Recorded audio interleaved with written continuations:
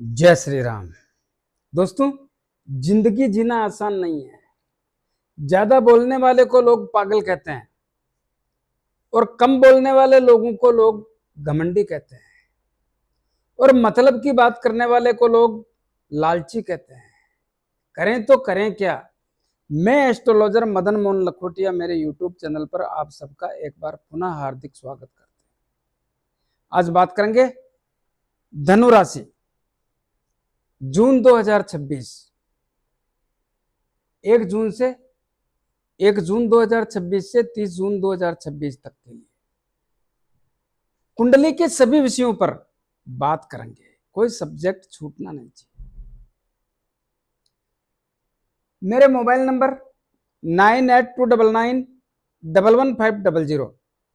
चंद्र कुंडली के अनुसार जिन लोगों की राशि धनु बनती है, तमाम लोगों को यह वीडियो समर्पित करता हूं। आइए विस्तार से चर्चा करते हैं। जून 2026 एक ऐसा महीना जो अपने साथ बहुत बड़े परिवर्तन लेकर आया है। बहुत परिवर्तन। सूर्यदेव, मंगलदेव, बुधदेव, शुक्रदेव और देवगुरु बृहस्पति, इतने ग्रहों का परिवर्तन, जिसमें देवगुरु बृहस्पति इन देवताओं के गुरु होने का और उनका राशि परिवर्तन होने का बहुत बड़ा मायना रखता है। तो आइए विस्तार से चर्चा करते हैं कि आपकी राशि के स्वामी भी देवगुरु बृहस्पति हैं और देवगुरु बृहस्पति 2 जून 2026 को यानी आज ही के दिन आपकी कुंडली के अष्टम भाव में अपनी उच्च राशि में पधार रहे हैं। आ गए उच्च राशि, लेकिन भाव अष्टम है। अष्टम भाव ठीक नहीं होता है, लेकिन अष्टम भाव होता किसका है? आयु का, मृत्यु का, रोगों का, इसका होता है। क्या करेंगे? एक सिस्टम है दोस्तों।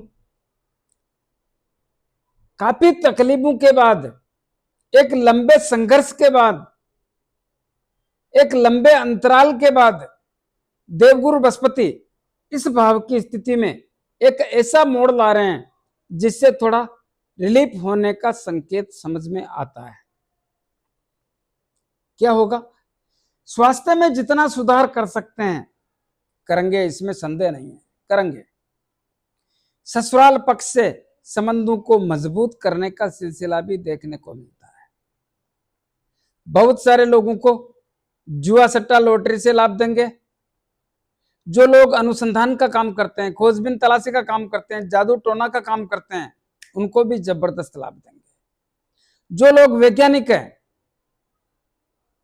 जो लोग रहस्यमय चीजों के बारे में जानना चाहते हैं, उनको भी जबरदस्त लाभ देंगे, इसमें संदेह नहीं है। उधार दिया हुआ पैसा लाने का काम भी करेंगे, इसमें संदेह नहीं है। इनकी 3 दृष्टियां पड़ती हैं। कौन कौन सी? पंचम, सप्तम और नवम। पंचम दृष्टि आपकी कुंडली के 12वें भाव पर अपने मित्र मंगलदेव के घर पे पड़ेगी और मंगलदेव की स्थिति भी बहुत बढ़िया है। 12वां भाव किसका होता है? विदेश का और खर्चों का। 12वें भाव पर दृष्टि पड़ने से क्या होगा? जो लोग विदेश में रह रहे हैं, व्यापार कर रहे हैं, नौकरी कर रहे हैं या शिक्षा ग्रहण कर रहे हैं, बहुत बड़े लाभ के अवसर देखने को मिलते हैं। ऐसा क्यों? क्योंकि देवगुरु बृहस्पति की कृपा से वहां पे जो नौकरी कर रहे हैं उसमें प्रमोशन भी हो सकता है, व्यापार में विशेष लाभ हो सकता है, उच्च शिक्षा करने वालों को अच्छा लाभ हो सकता है। जो लोग विदेश में जाके नौकरी करना चाहते हैं उनको भी लाभ मिलेगा। जो लोग वहां पे जाकर बसना चाहते हैं उनको भी लाभ मिलेगा। बहुत सारे लोगों को यात्रा के मन में आती है कि यात्रा करके आए विदेश की, उनको भी लाभ मिलेगा।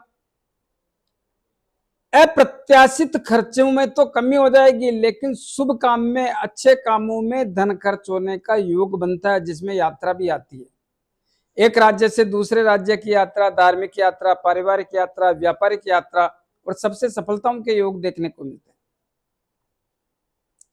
इसी प्रकार इनकी सप्तम दृष्टि आपकी कुंडली के दूसरे धन के भाव पर पड़ती है।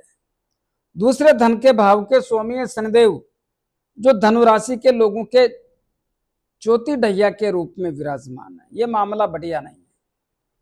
और देवगुरु बृहस्पति की भी सप्तम दृष्टि कुंडली के दूसरे धन के भाव पर अपनी नीच राशि पर पड़ने के कारण यहां की स्थितियां थोड़ा तनाव देगी। कैसा तनाव? धन की आवक कमजोर हो सकती है। अगर गलती से धन आ भी गया तो बचने की स्थितियां कमजोर होने के संकेतों का सिम्टम्स देखने को मिलता है। अगर धन की व्यवस्था नहीं है तो व्यवस्था करके खर्च करने जैसी स्थिति का निर्माण होता है। कुटुंब और परिवार के लोगों से मतभेद और मनभेद जैसी स्थितियों का निर्माण होता है। दूरियां जैसी स्थितियों का निर्माण होता है।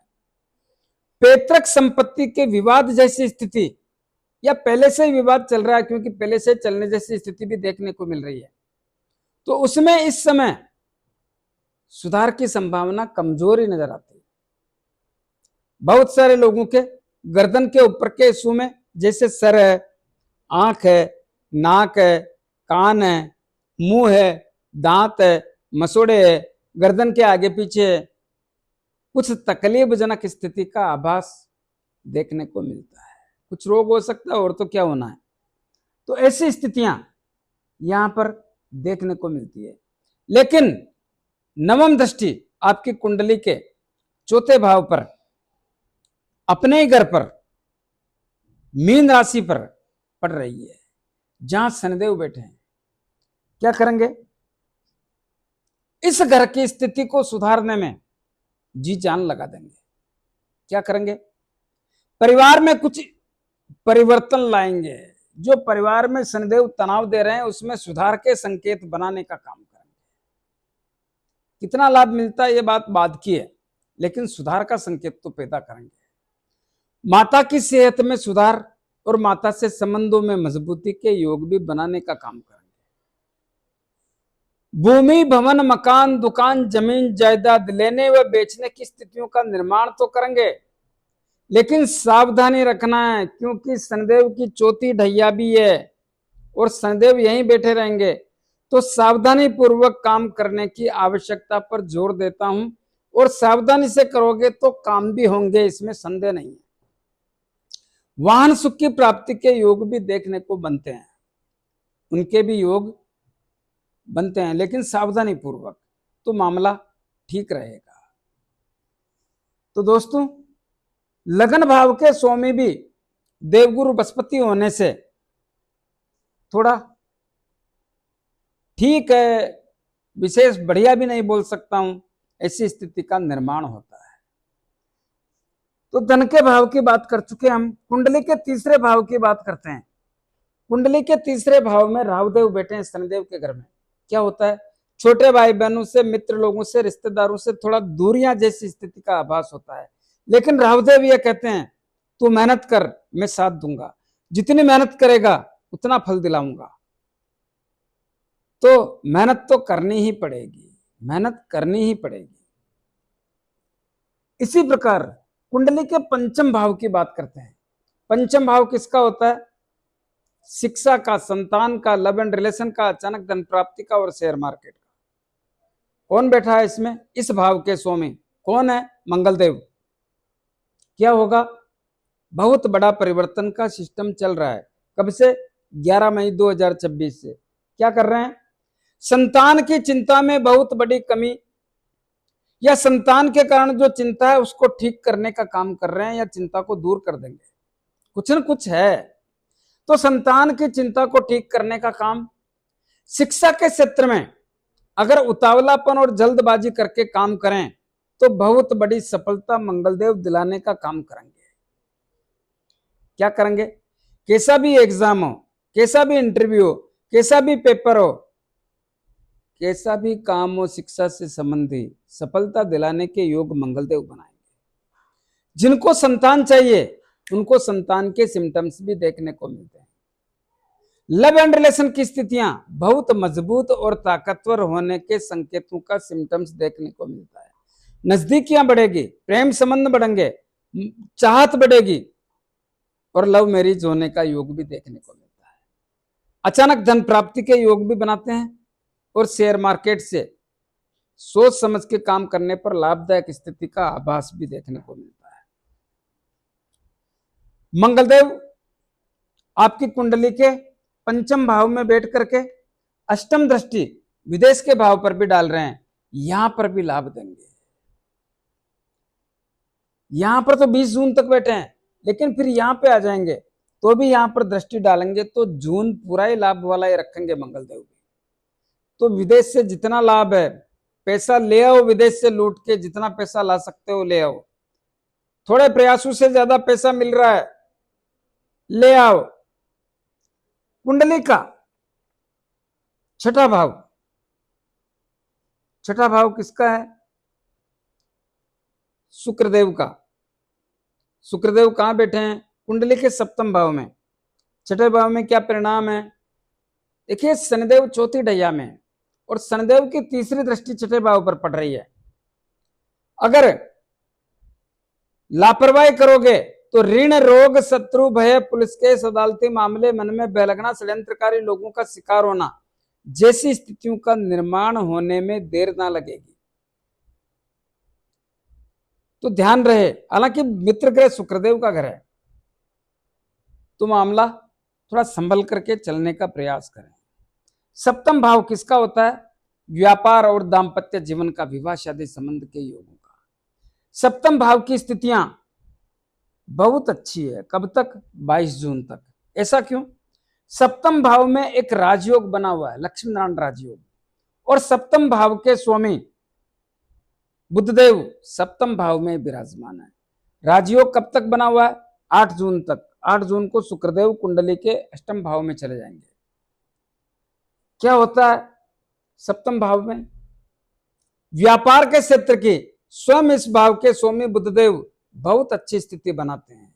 व्यापार से लाभदायक स्थिति का आभास, नया व्यापार कर सकते हो, अपने व्यापार का विस्तार कर सकते हो, पार्टनरशिप का व्यापार कर सकते हो, व्यापार की दिशा और दशा बदल सकते हो। व्यापार से लाभ जैसी स्थितियों का आभास होता है।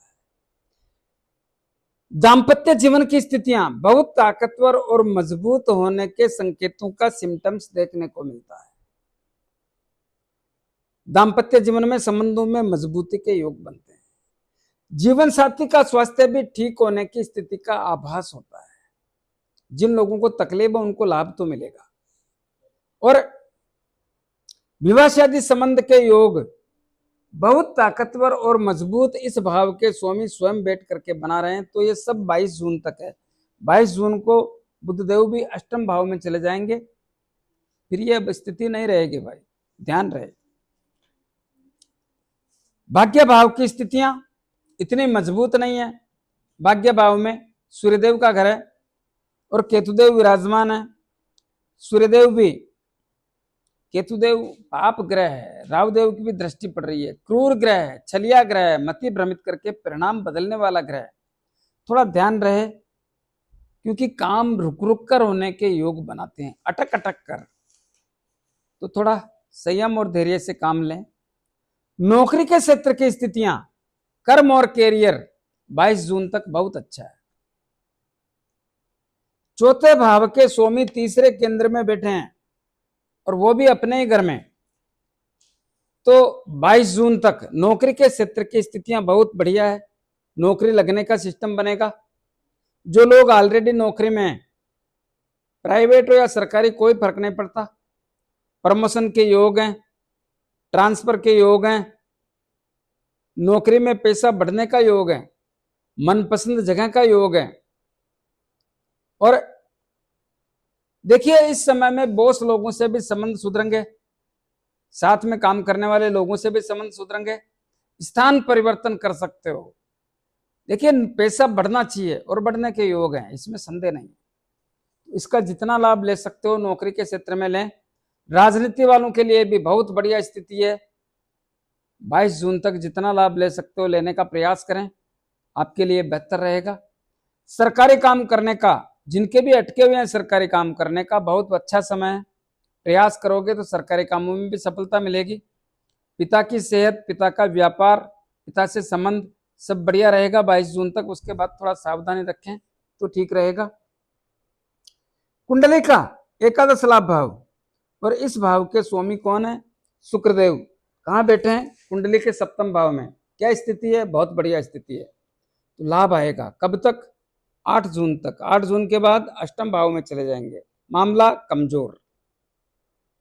तो 8 जून तक स्थितियां बढ़िया है, उसके बाद में थोड़ा सावधान और सतर्क रहें। कुंडली का 12वां भाव, 12वें भाव की हम बात कर चुके हैं, फिर भी बता देता हूं। 12वें भाव की स्थितियां काफी ताकतवर और मजबूत रहेगी। इस भाव के स्वामी मंगलदेव की भी दृष्टि पड़ रही है इस भाव पे, और देवगुरु बृहस्पति की भी है। तो विदेश से संबंधित बढ़िया है, यात्राओं से लाभ है, शुभ काम में, मांगलिक काम में, धार्मिक काम में, यात्राओं में पैसा खर्च होने का योग है।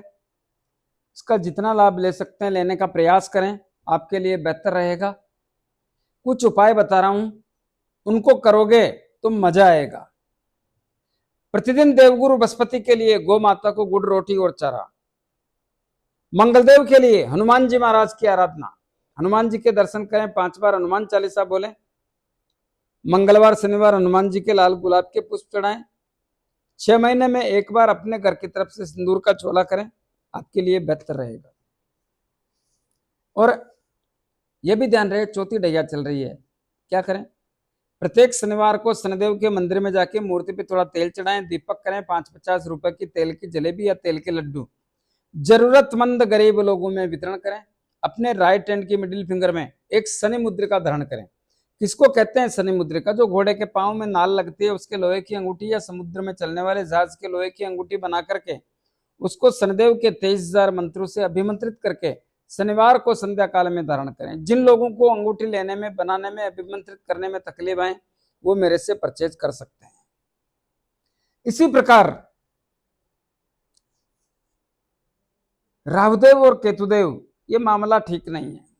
क्या करें? प्रतिदिन पक्षियों को दाना पानी, कुत्तों को रोटी ब्रेड बिस्किट खिलाएं, दूध पिलाएं। कैसा लगा मेरा वीडियो? ज्यादा से ज्यादा लोगों में भेजें, लाइक अनलाइक जो भी करना है करें, कमेंट्स अवश्य दें और सब्सक्राइबर्स करने की कृपा करें। धन्यवाद।